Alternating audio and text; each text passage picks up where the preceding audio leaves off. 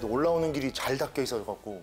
옆으로 이제 찾기를 내가 주저할 때 닦았는데 옛날엔 전부 덩어리로 짊어졌거든. 6.25 때는 내가 여기 살았는데 그때는 정말 전부 덩어리로 져다 먹었어요. 진짜 그러셨겠습니다.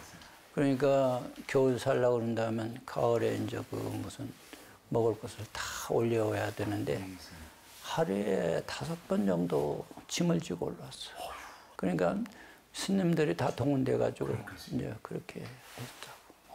갔다 오셔서 정진하시고 또 무력하시고. 그렇게 초년의 시집살이를 너무 택해가지고 그 후에는 언가는 건 어려운 걸 몰랐어요. 그러시겠습니다, 진짜.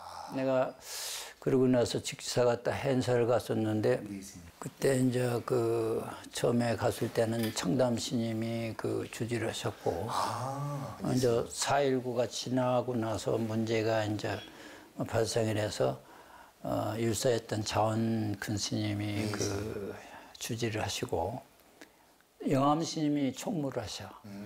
이제 그때도 살기가 사찰 경계가 엉망이야. 그렇죠, 스님. 해안사 처음에 갔을 때 그 아이고 스님. 아이고 스님. 차가 맛이 괜찮네. 영도가 차 도사요. 차 없어야지. 와, 지금 그냥 어른 스님들 법명만 들어도 진짜 전설 속 이야기 같습니다, 저희한테는. 아, 이건 전설가 옛날 것 같지. 아주 격시지감이지. 그러니까 말씀입니다, 스님. 그때 당시는 그 배추김치라는 것이 그냥 소금으로 절인 거지. 무슨 요새처럼 무슨 이렇게 뭐 양념버무려서 그런 게 없었어. 그러니까 찬도 국 하나 하고 밥하고 김치하고 뭐 그러니까 4가지 정도로 먹어.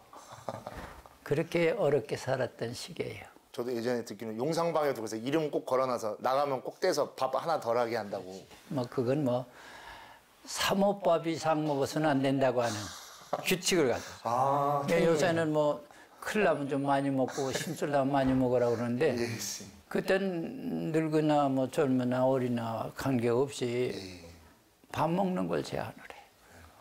그러니까 사모밥 이상 먹어서는 안 돼. 사모밥이라는 게 요만한 공기 아니에요. 예, 맞습니다, 스님. 공기 위로 오르질 않아. 그 정도 이게 사모밥인데 사모밥 이상은 먹어서는 아니 된다고 하는 그런 옛날부터 뭐 규칙을 자꾸 얘기를 말씀하시더라고요. 난 그때 그걸 보면서 이게 지금도 생각하면 그 한참 클 때인데요, 어릴 때인데 무슨 뭐 고기 반찬 있는 것도 아니고 채소 뿌링이 먹는데 채소도 뭐 양념을 제대로 해서 기름 넣고 이런 게 별로 드물어요. 극히 드물어요.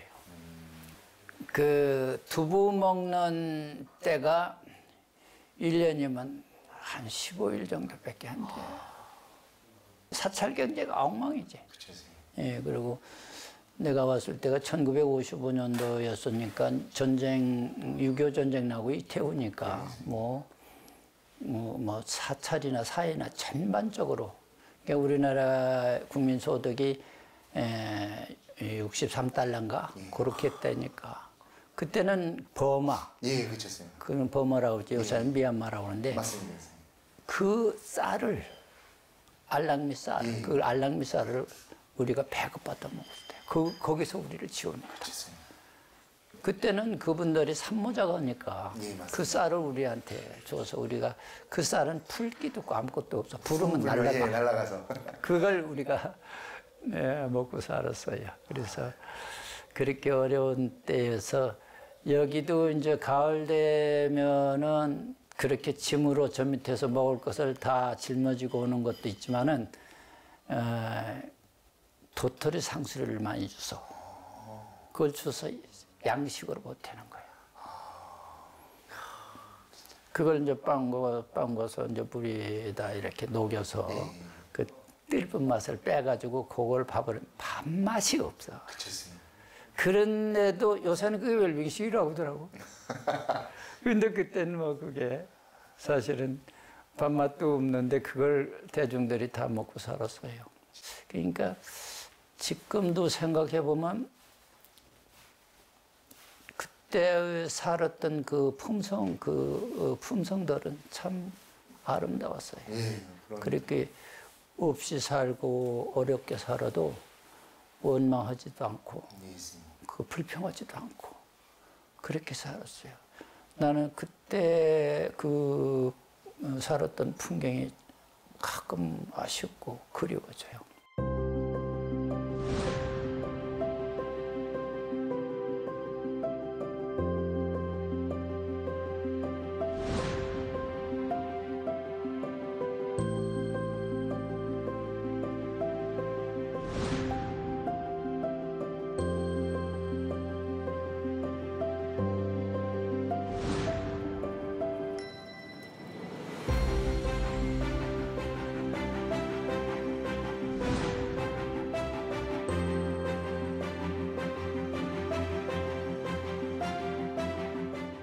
나는 그래서 항상 생각하기를 기한의 발도심이라는 것을 상당히 소중히 생각해요.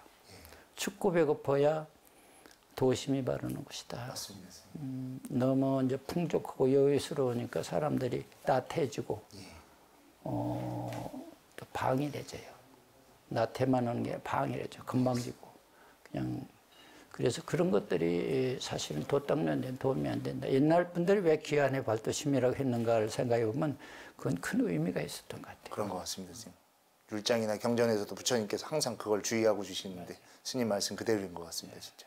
우리가 이제 법고 창신해야 된다고 하는 얘기를 해요. 법고. 옛날 것을 본받고 새로운 것을 창조해 나가려고 한다고 한다면 법고 창신이라고 하는 그 의미를 우리가 잘 알고 사실 뭐 절에도 또 사회도 그렇게 나갔으면 좋겠다는 생각을 해요. 해인사에서 제가 9년 학감을 살았습니다, 스님. 어쨌든 쭉 교학을 해왔고 학인들을 지도했고 행자도 해인사에서 했다가 해인사에서만 쭉 지내다가 이렇게 처음 이제 암자라고 또는 말사라고 할 공간에서 보내다 보니까 좀 길을 잃은 느낌도 좀 있었습니다, 스님. 솔직히 스님. 해인사에서 사는 건 참 잘한 것 같고 나도 이제 직사 처음에 강원에 갔다 해인강원을 갔었는데 강원에서 배울 것이라고 하는 것은 무슨 그 교리보다 더 중요한 것을 배운다고. 맞습니다. 대중과 사는 법규를 익히게 되고 규칙을 익히게 되고 그 또 다양한 사람들이 그 속에서 자기 스스로가 탁마가 돼. 모났던 거, 모자랐던 거, 또 뭐 이런 성격도 조정이 되고 그래서 대중 생활이 그렇게 소중한 거예요. 절집안에 뭐 생명이라고 할 수 있고 아주 그 수행에 소중한 덕목이라고 할 수 있는 것이 하심이거든. 하심하는 사람한테 복과 덕이 쌓이게 되는 것이지. 그래 뭐 초바심자경에도 법류 하심자는 마음복이 구이라 그런다. 뭐. 막 출가했을 때 스님이 저희 도반 스님을 챙기는 모습이나 그런 것들을 보면서 한편 부럽기도 하면서 또 제 도반이기 때문에 되게 또 자랑스럽기도 하고 그런 모습 속에서 제가 또 많은 것들을 또 느끼고 경험할 수 있었던 것 같아서 너무 좋았고. 예, 뭐 내가 이제 뭐 잘한 것도 없는데 나는 이제 그 이제 어려서부터 그 큰 스님들한테 그 원칙적인 거 또 중은 어떻게 삶을 살아야 된다고 하는 그런 것들이 사실은 알게 모르게 좀 이렇게 쟁겨져 있었던 것 같아요. 대단하시겠습니다. 그래서 여기서 살 때 처음에 와서 나는 집에서 몸이 약해서 여기 절에 왔었는데 고향주 채공을 3년을 했어요. 하루도 안 빼고. 어린 내가. 그때 모든 사찰 음식 하는 걸 다 배웠어요. 진짜 쉽지 않으셨을 텐데. 그거 고향주 채공만 하면 되는데 꼭 밤에 가장 9시까지 일을 해요.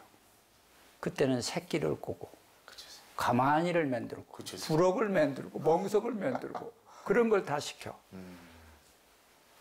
그리고 낮에는 이제 고향주 채공회원회에 밭에 가서 뭐를 하냐 채소 갖고 밭 메고 뭐 보리도 다 심었으니까 보리 타작하고 뭐 그런 거 다 했어요. 아마 지금 같으면 대서특필할 일이에요. 종교 집단에서 그랬다고. 그런데 내가 이제 그때 그 시집살이는 날 평생 내 생활의 기초가 되었고 나를 그렇게 단단하게 만들었던 원인이 되었고, 그래도 나도 시집살이 시키는 택이야. 그런 일은 안 시켜도 이제 그 주경이나 이런 사람도 그 지가 동국대학교 나왔으니까 강원을 가라 그러니까 안 간다고 하더라고. 그 왜 안 가려고 그러냐? 그 네가 뭐 대학에서 뭘 배웠다고 이렇게 오만 보냈는데 내가 혼을 냈죠. 혼을 내가지고 편지 써서 이제 한강원을 보냈는데 갔다 와서 나한테 스님이 저를 그렇게 해줘서 너무 고맙다고 하더라고. 제가 거기에 안 갔더라면 중이 어떻게 사는지 우리가 어떻게 그 행동을 해야지 그런 걸 몰랐을 것 같다고.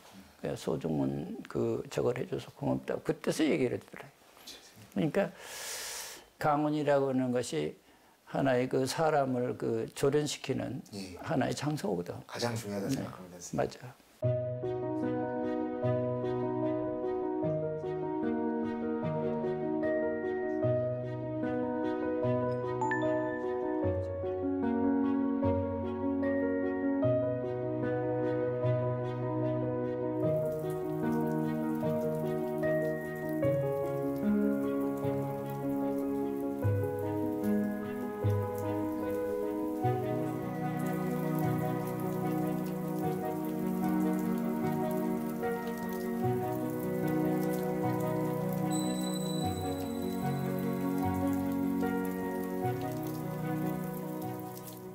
반가워요. 반가워요. 이렇게 찾아줘서 늙은이를 찾아주어서 고마워요. 무슨 말씀입니까, 스님? 지금도 누구보다 활발하게 정진하고 계시고 저희 또 신참들 제접하고 계신 거 제가 너무나 잘 알고 있는데 너무나 감사드리고 스님이 항상 수덕선의 이 정예사 특히 능인선언에 자리하고 계시기 때문에 전국의 제방의 모든 수자들이 정진하러 올 수 있고 또 제 제자들도 이곳으로 방문하는데 스님 이제 곧 있으면 이제 하한거가 입제입니다. 스님 이 방송 나갈 즈음에는 벌써 입제가 시작됐을 텐데 스님도 이번 하한거에 정진을 어떻게 하시려는지요, 스님? 이제 나이가 이제 한도가 차서 대중과 똑같이는 못하지만은 그 정진하는 시간이 가장 소중하고 또 즐거우니까 가능하면 대중과 함께 생활을 하려고 노력을 하고 또 그렇게 했던 것이 언때까지 계속 해왔던 것이니까 그러려고 노력을 하고 있어요. 스님이 이 도량에 계셔주신 것만으로 저희 같은 후배들이 큰 힘을 얻는 것 같습니다, 스님. 스님 이 선원에 처음 입방하신 게 언제쯤이십니까, 스님? 1956년도. 아유. 56년도에 소임 고향주 채공을 하면서 그때는 뭐 그 소임자들도 저 아침 정진을 꼭 했어야 되니까 그리고 56년도에 그 용맹정진을 그때 여름에 처음 한 번 했어요. 처음 시작했는데 그때는 3-7일간 했어요. 그때 당시에 이제 조실로 계셨던 금봉 조실 스님이라고 이제 망원호 스님한테 법제자인데 그때 그 송담 스님도 여기 계셨어서 그리고 원로 의장하다 돌아가신 탄성 스님도 여기 계셨어요. 이제 그분들이 그때 보니까 탄성 스님은 30대가 안 됐고 송담 스님은 30이 간 넘고 그랬을 때. 근데 그때 이제 대중이 한 20-30명 살으니까 용맹정진을 3-7을 하는데 그게 용맹정진이 만만치 게 아니거든. 일주일 하는 것도 힘든데 3-7을 하는데 잠을 못 자고 그러니까 내가 보니까 포양 돌 때도 보니까 기둥나무 대고서 이렇게 조는 사람도 있고 게임에 절에 용맹정진할 때는 그 모양새를 몇 가지 얘기하잖아. 그 모양새는 뭐 앙청성숙관이다. 그래 하늘 쳐다보고 입 벌리고 자는 사람도 있고 지하막론관이다 해가지고 땅바닥에 고개 숙이는 사람이 있고 충풍향류관이라 그래 또 버들가리처럼 양쪽 흔들흔들하는 거 그런 사람이 있다고. 공부 정진해서 힘이 만들어진 사람은 그렇게 몸이 그렇게 흔들리고 그러지는 않는데 정진을 처음 오는 사람들은 그렇게 하더라고요. 그래서 그때 3-7일을 하는데 참 그게 만만치 않더라고요. 뭘 알았다고 소리 이러는 사람도 있어 중간에 일어나서. 그렇지. 그러면 이제 조실씨 뭐라 그래요. 그 조실씨 뭐라 해가지고 한순간에 그냥 조실씨한테 닭달당하고 나오는 거야. 혼나고 나오는 거예요. 근데 이 방에서 이렇게 정진하고 살았는데 그때는 요이불이라는 건 상상 못해요. 이게 불 때는데 아랫목이 좀 따뜻하고 위는 차. 그렇죠. 냉골이지 않습니까? 네, 냉골. 그런데 전부 좌복 하나 배에 올려 있지 않으면 담요 조그만 담요 그거 하나 이렇게 덮고 자는데 자다 추워서도 잠 못 자. 그렇죠. 자동적으로 일어나서 정진할 수밖에 없어요. 자동적으로. 추니까. 예. 그리고 그때는 각 방이 없어. 그렇죠. 이 큰 방에서 다 자고 다 일어납니다. 그러니까 졸졸이 양쪽으로 발만 대고서 쫙 들어는 양쪽으로 들어는 잡니다. 그리고 아침 일어나고 그렇게 했어요. 그래서 그렇게 해서도 아무런 불평이 없어. 대중이 그냥 오로지 정진하는 생각으로 대중 수선하면서 살아요. 선지식들이 다 모여 계시니 또 그 자리에서 또 함부로 못하고 절대. 서리빨 같이 진짜 그렇죠. 정진했겠습니다. 여기 뭐 이제 선방에 망국노심이 내린 법규가 있어요. 입승의 명령을 절대 복종할 사이래요. 예. 그리고 수마를 엄금하사 졸지 말라 그런 얘기지. 예? 금반 입방한 사람들은 생사대사를 해결할 것을 맹세할사 그래요. 진짜 대단한 것 같습니다. 그래서 그 마지막에는 그런 규칙을 어길지는 이유불문하고 나갈사. 나가라 그거예요. 여기 선방에 살지 말고 나가라 그래. 이제 여기는 전통적으로 그 백장청교를 그 이 산정은 철저히 지켰던 산중이에요. 일일부작이면 일일부식이라고 하는. 예, 그래서 자급자족 해야 된다 하는 것을 아주 철저하게 했던 분입니다. 이제 그런 것들이 난 지금도 그래요. 그런 생각을 해요. 그때 그 생각, 그 어른들 생각 때문에 우리가 저 강원에 가면 그 수발기 하잖아. 공연할 때. 예? 가장 소중한 게 어떤 거예요? 이 음식이 내한테 오기까지 수많은 생명들이 고생하고 애를 썼다. 그분의 노고를 생각하고 내가 오죽 이걸 먹는 것은 도 닦기 위해서 이 음식을 먹는다. 아주 소중한 교훈이에요. 스님의 이 말씀은 이번 하원거 정진하고 있는 대중들에게도 큰 일침이면서 화두가 될 것 같습니다. 스님 정진한다는 거에 대해. 그래서 여기 오면 농사꾼 다 돼. 그래도 농사꾼이 돼도 누구보다 또 대단한 선장들이 되지 않습니까? 또. 여기 밭이 좀 제법 있는데 전부 정말 내가 있을 때 정말 일 많이 시켰어요. 미안할 정도로. 어떻게 보면 스님 말씀만 들어도 수덕사가 가지고 있는 선풍이 다른 데랑 또 다르고 또 활발발이라는 표현 그 자체가 살아있는 것도 스님 말씀대로 일일불작, 일일불식 그 모습을 그대로 살리려고 하는 게 남아있어서 가능한 거 아닌가라고 좀 생각이 됩니다. 한편으로는 좀 미안한 생각도 있죠. 뭐 정말 편하게 살던 대중들 와서 그런 막 일을 시키고 그러는데 이 사람들이 여기서 건강하게 정진 잘하고 정말 뭔가 마음에 좀 소득이 있었으면 좋겠다. 정진은 힘이 생겼으면 좋겠다 하는 기대를 하고 또 염려하는 것은 이분들이 들어와서 이 어려운 것을 견뎌내고 잘 버티고 갈까? 이제 그런 염려를 하고 또 여기 와서는 잘들 살아요. 예, 맞습니다. 잘들 살았다. 그리고 보면 스님 수덕사 선지종찰이라 부르고 망공 스님이 계속 선수행을 해온 곳인데 네. 스님께서 이곳에서 또 강원에 진학하신 최초의 스님이라고 들었었는데 어떻게 그런 결심을 내주셨습니까, 스님? 금봉 조실 스님이 계셨는데 그분의 어록이 있었어. 그게 뭐냐면 보장록이에요.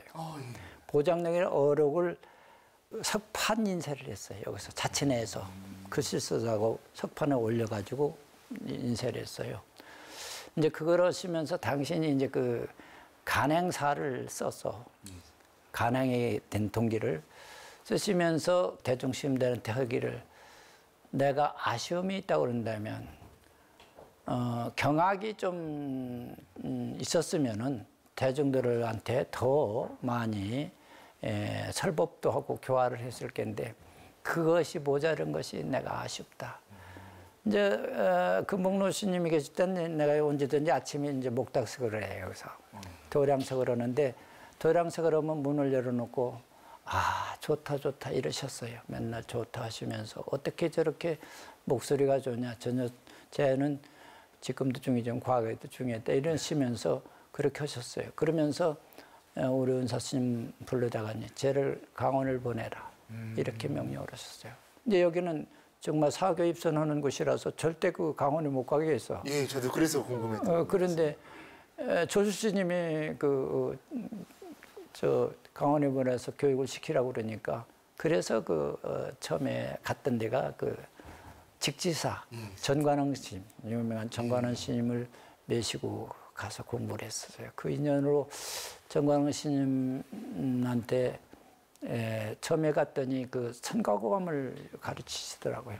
그게 내가 어리고 전관흥 스님 시봉을 하니까 종단의 교육의 일환으로 동산 큰 스님께서 종정을 하시고 청담 스님이 원장을 하시는데 중앙 총림을 해야 된다. 중앙에서 총림을 해서 인재 양성을 해야 된다. 해서 올라갔어요. 함께 한 50명이 올라갔어요. 직사에서.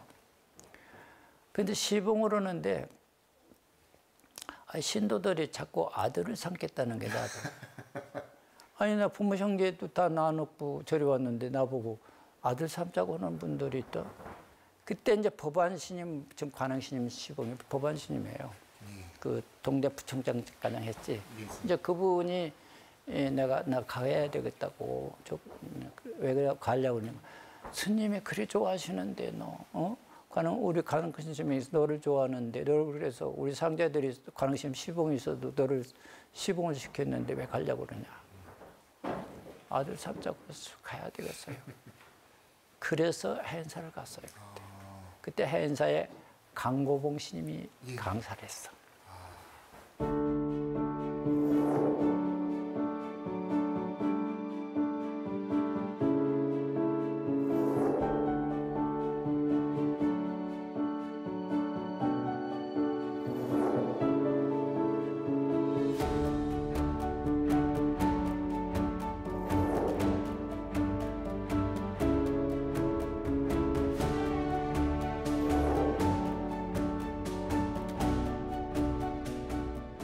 해인강원에 계실 때 또 도반 스님들이 진짜 쟁쟁하시지 않으셨습니까, 그렇죠. 스님? 또 그분들이 또 모여서 이렇게 가야산회라는 걸 제가 그렇죠. 있는 걸로 알고 있는데 어떠셨습니까, 스님? 가야산의 모임은 1955년도부터 65년도에 살았던 거기에 살았던 사람, 그 해인사에 살았던 사람으로 모임이에요. 대단합니다. 네, 그러니까 내가 58년도에 해인사를 갔었으니까 뭐 그때 모여서 살았던 이제 그 후로 모이고 이랬던 분들인데 그때 이제 돌아가신 종진 스님 같은 분들이 내가 있을 때 그 뒤에 왔고 또 했고 그 뭐 많은 무비 스님이라든가 또 얼마 전에 돌아가신 보광 스님 그때는 1호 스님이라고 그랬죠. 보광 스님 같은 분들 아주 많은 스님들이 살았죠. 이제 해인가원 출신은 아니지만 덕민 스님 같은 사람들 이런 사람들이 이제 해인사도 함께 있다 큰 청암사 가서 강원을 해서 다시 했고 이제 우롱 스님이나 고선 스님 이런 분들 전부 해인사 출신이잖아요. 그때는 정말 자부심을 갖고 살았지. 그래도 또 약간 힘든 에피소드도 있지 않았었습니까? 많았죠. 그러니까 스님. 산 지키는 게 옛날에는 산감이 중요했다고. 맞습니다. 구원리 밑에 독일 공장 있잖아. 맞습니다. 옛날엔 석탄이나 무슨 가스로 없고 오로지 나무로 불을 떼 가지고 그 독일을 구워요. 그러니까 그 나무가 어디서 나와서 가야산 것만 다 투들에다 갖다 도벌에다 그걸 떼는 거예요. 그러니까 산감이 안 할래 안 할 수가 없어요. 그리고 산감이 지게를 뺏는다든가, 그렇죠, 스님. 톱을 뺏는다든가, 때론 지게를 부숴버린다든가 이렇게 했던 것이 옛날에는 해인사에 산불이 많이 났어. 예, 맞습니다. 산불이 나는 것이 그 사람들이 위해서 인위적인 산불이 많이 났습니다. 남산에 끄고 나면 진대밭골 끄고 진대밭골 나면 성주 쪽에 불 붙고 상복 쪽에 불 붙고 했어요. 그래서 영암 스님이 그 자원 스님이 주실 때 영암 스님께서 학인들 산 잘 타고 불 빨리 끄기 위해서 다리 힘을 올려야 되겠다고 축구장을 만들었다. 아, 그래서 축구장이. 그래서 축구장이 해. 지금까지도 있지 않습니까? 축구장을 만들어. 그래서 축구도 유명하고 해서. 네. 근데 우리는 이제 산불 끄는 것도 방법이 달라요. 한 2km나 3km에서 불이 났다. 바람 부는 쪽을 상대해가지고 통로를 만듭니다. 근데 한 그룹은 톱을 가지고 나무를 피해요. 한 그룹은 낫으로 전부 잔가지를 쳐내요. 탈만한 것들을 다. 그리고 한 그릇은 갈퀴를 굵어요. 그래서 도로를 따내놓고 맞불을 질릅니다. 그럼 맞불을 질러가지고 중간에서 만나서 꺼져버려요. 그렇게 해서 그 행사를 3,300번을 그래서 지킨 거예요. 진짜. 그렇게 안 했으면 그거 지킬 수가 없어. 그러니까 그렇게 지키다 보니까 그 지게 뺏긴 사람들, 뭐 나무 뺏긴 사람들, 이런 사람들이 살고 무정부 시대가 되니까 행사를 다 쳐들어왔어. 그때 입승이 우롱스님이고 찰중이 고산스님이고.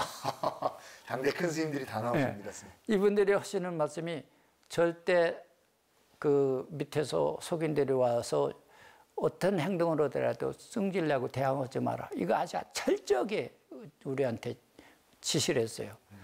그래서 우리가 가서 장사 믿고 큰 방에 앉았네. 앉았는데 이 사람들이 한 700명 몰려들었어요. 와가지고 지게 뺏겼던 사람들, 톱 뺏겼던 사람들, 이런 사람들이 술통을 갖다가 큰 방에다 놓고 한 잔씩 먹으면서 우리 장사 믿고 앉아있는데 발질을 그냥 무릎팍을 걷어차미고 얼굴에다 침을 박버렸어요. 그런 순환을 몇 시간을 당했어. 그래서 우리가 대항을 안 했던 것은 그때 그 고산 큰 스님이나 이제 우론 큰 스님의 말씀이 만약 이런 때 잘못하면 법당에 불을 지른다든가 장경각에 불을 지른다든가 못된 짓을 해도 막을 길이 없다. 실제로 이성을 잃었어요, 이 사람들. 완전히 폭도가 돼서 어떻게 해볼 길이 없더라고. 그러다가니 계엄군이 들어온다고 하니까 그때서 물러났습니다. 그런 순환을 당했습니다. 야, 진짜 대단한 인욕의 하심입니다. 진짜 쉽지 않았을 텐데. 그때 아마 잘못했으면 절에다 불 쏘아주려고 그럴 수 있잖아요. 그래서 그 행사를 지켜서 지금도 행사에 대한 애착이 커요. 스님도 그렇게 해인사를 잘 또 정진해 주시고 나와 주셔서 그 다음에 또 이렇게 수덕사로 다시 오시지 않았습니까, 스님? 그렇죠. 그래서 정말 일찌감치 수덕사 또 주지를 살지 않았었습니까, 스님? 처음에 오니까 대웅전짜리도 등기가 안 됐어요. 건물뿐만 아니라 땅도 등기가 안 됐어.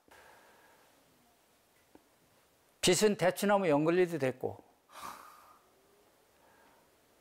그래서 처음에 와서 그 행정적인 내가 그 군대 있을 때 행정을 좀 했기 때문에 이제 그것이 기반이 돼서 그 등기하는 거, 등기를 한 정말 수십 건 했어요.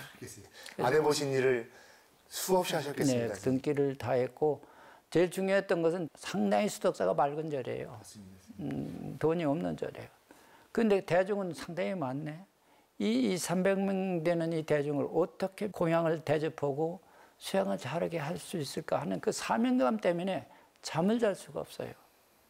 어른들은 하라고 중책을 맺겠는데 그 중책을 어떻게 수행해서 그런 행정적인 것, 소송이 또 많이 붙었어요. 소송을 다 해야 되고 또 제일 중요한 것은 수덕사 사천 정비가 안 됐었어요. 일주문가장 모든 그냥 상가들이 다 붙어 있었고 정비가 하나도 안 된.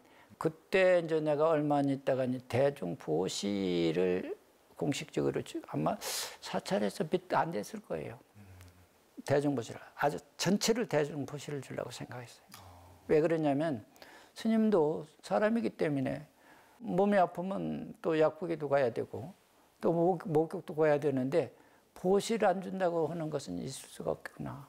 그래서 보시 주는 제도를 만들었어요. 그런데 희한한 것은 보시를 주니까 돈이 모여졌어요. 희한하더라고요. 바르게 해서 그랬던 것 같습니다. 모르겠어요. 난 지금도 그래요.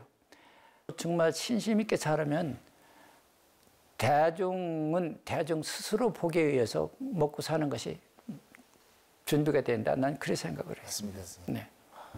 그래서 그거로 이제 사하천 개발 때문에 신경을 많이 썼어요. 어떻게 사하천 정비를 하고 또 모든 기반을 만드느냐. 그런 생각 때문에 수많은 고민을 하다가니 스스로 자체 개발을 하겠다고 생각을 했어요. 더군다나 내가 80년 1월 달에 취직가 됐는데 뭐 전두환 정권 잡으면 얼마 안 됐었잖아요. 그리고 12.7 범란이 그때 당했었잖아요. 그런 혼란 속에서 사하천 정비를 하려고 생각한 게 참 어려움이 많았어요. 그런데 내가 머릿속에 생각은 사하천을 주도적으로 정비를 해야 되겠다. 그래야 경제적인 것도 조금 낮게 할 수가 있다. 논밭에서 나오는 거 가지고는 우리가 먹고 살, 경상비에 쓰고 먹고 살 길이구나. 그래서 차가는 것이 사하천 개발이니까 그때 관청에서 다 반대해요. 그렇죠. 스님네들이 도나 닦지 무슨 개발이냐고 다 그렇게 반발을 해요. 왜 그런 생각을 했는지 모르겠어요. 나도 지금 생각해도 만날 부처님한테 절하고 기도하고 하면서 어떻게 사정을 잘 이끌고 갈 것인가 그 고민을 했는데 그 생각이 어느 날 떠올라서 그거 시작을 했어요.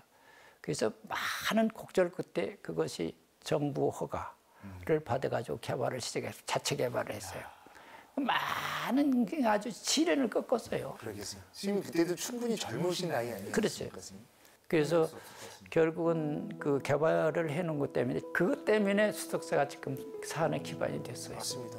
스님이 진짜 공심으로서 이 수덕사를 그 힘든 소임을 사시고 버텨주셨기 때문에 지금의 이러한 대가람의 모습을 유지할 수 있는 거 아닌가 싶습니다. 스님. 주지를 하다 내놓으니까 야 어떻게 그렇게 개벽고 좋은지 꼭 큰 돌짝을 짊어지고 다 내려오는 것 같더라고요. 그래서 나는 요새 사람들 주제를 하는 사람들 보면 희한하네. 뭐 저 사람들 웬일이야 저거. 저거 뭐 때문에 저럴까 그런 생각을 해요.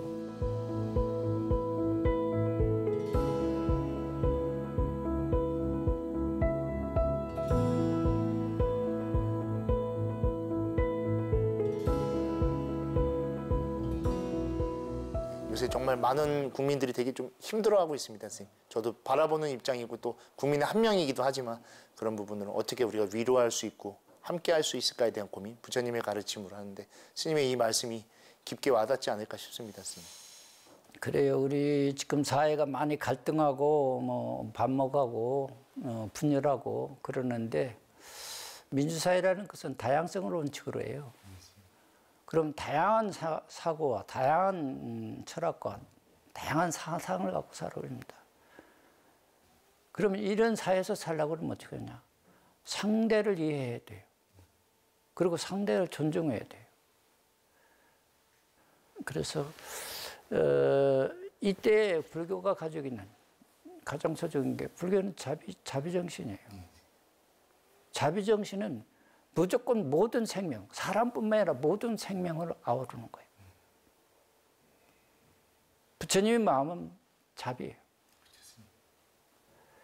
아무리 불교가 이러니 저러니 하고 기술이 있고 능력이 있다고 하더라도 자비가 없는 것은 정말 안고 없는 찐방이에요. 불교가 지금 가장 해야 할 역할이 자비예요. 자비심은 넉넉한 마음으로 상대를 바라보는 거예요. 그리고 용서하는 마음으로 상대를 바라보는 거예요. 존중하는 마음으로 상대를 바라보는 거예요. 이해하는 마음으로 상대를 바라보는 거예요. 그거 없이는 아무리 세상이 발전하고 풍요롭다고 하더라도 좋은 나라가 될 수 없어요. 맞는 말씀인 것 같습니다. 네. 좋은 나라를 만들고 좋은 사회를 만들고 우리가 평화롭고 행복하게 살려고 그런다면 자비심을 마음에 담고 살아야 돼요. 진짜 중요한 가르침인 것 같습니다, 스님. 요새 젊은 세대가 불교에 진짜 관심이 많습니다, 스님. 근데 한편으로는 그게 저는 지금 대학에서 학생들을 가리키고 있긴 하지만 안타까운 게 이들이 희망이 없고 너무 힘들기 때문에 포기하려는 마음도 크고 또 쫓겨간다는 생각 때문에 그런데 스님이 지금 이런 여러 말씀들이 정말 좀 다르게 와닿는데 혹시 그런 분들께 좀 좋은 가르침을 말씀해 주실 수 있으면 좋을 것 같습니다. 뭐 스님이 되었건 사회건 인생이라고 하는 거. 인생이라는 건 재료예요, 재료. 산다는 것 자체가 재료예요, 인생에. 행복은 작품이야. 인생이라는 재료를 가지고 행복의 작품도 만들 수 있고 불행의 작품도 만들 수가 있어. 그건 지가 만드는 거야. 지가 스스로가. 난 그런 생각을 해요.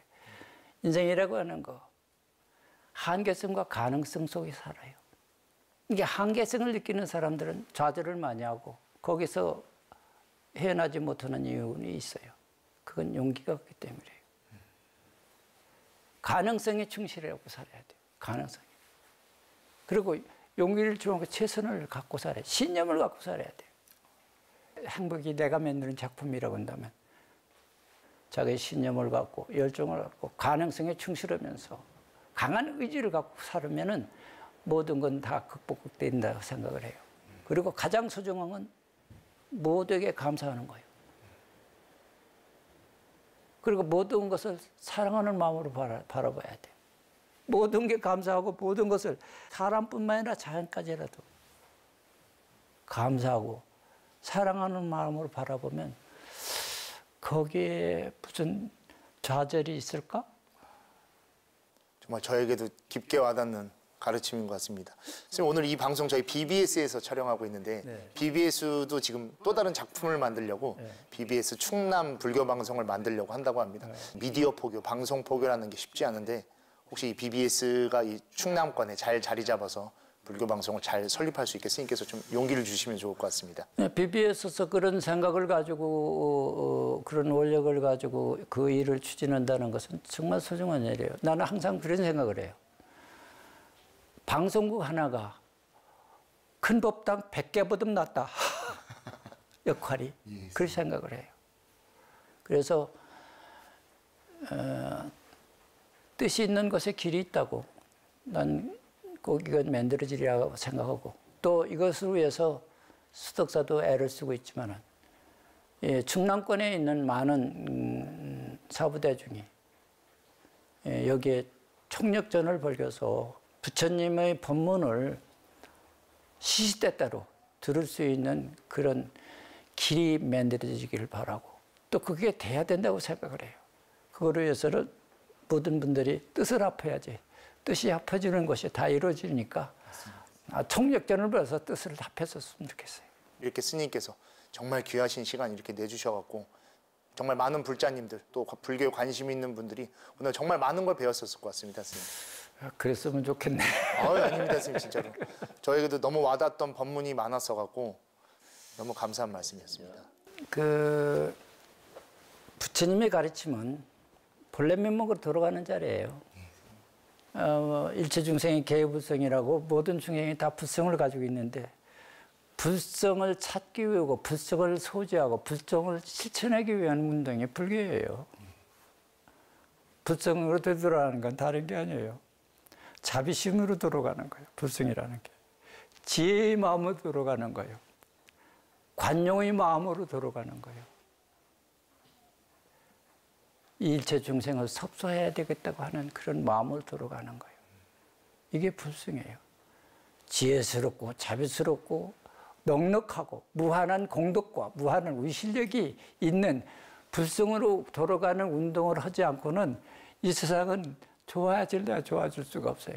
그 운동을 활발하게 펼치는 것이 우리 불자들이 할 일이고 또 BBS 방송이 지금 추진하는 일들이고 그것이야말로 우리가 행복으로 가는 길이에요. 유일한 길이에요. 그 외에는 길이 없어요.